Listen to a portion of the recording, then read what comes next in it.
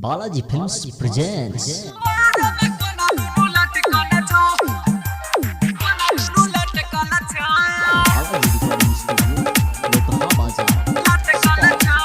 Mixed by DJ Kanchan Raj Muzaffarpur।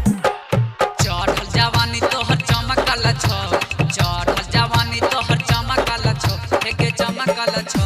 Kumar में कोना दुनु लटकल छो, कुमार में कोना दुनु लटकल छो। चढ़ल जवानी तोहर चमकल छो, चढ़ल जवानी तोहर चमकल छो, एके चमकल छो। कुमार में कोना दुनु लटकल छो, कुमार में कोना दुनु लटकल छो।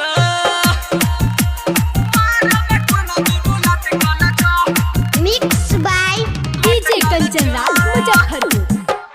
केकरा से करे छी चोरी छुटा बात के कौन ठौरा चले कौगा घाट के चले कौगा घाट के चले कौगा घाट के केकरा से करे छी चोरी छुटा बात के कौन ठौरा चले कौगा घाट के गोरे गोरे गाल तोहर छटा कल छ गोरे गोरे गाल तोहर छटा कल छो एके छटा कल छो कुमार में कोना दुनु लटकल छो कुमार में कोना दुनु लटकल छो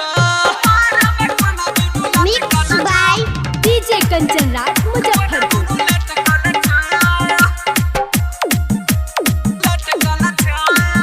सोलह के उमरिया में भला तू जवान गे माई बाबू के रखल न मान गे सोलह के उमरिया में भला तू जवान गे माई बाबू के रखल न मान गे केकरा से कैले बड़ा बम कल छो केकरा से कैले बड़ा बम कल छो हेगे बम कल छो कुमार में कोना दुनु लटकल छो कुमार में कोना दुनु लटकल छो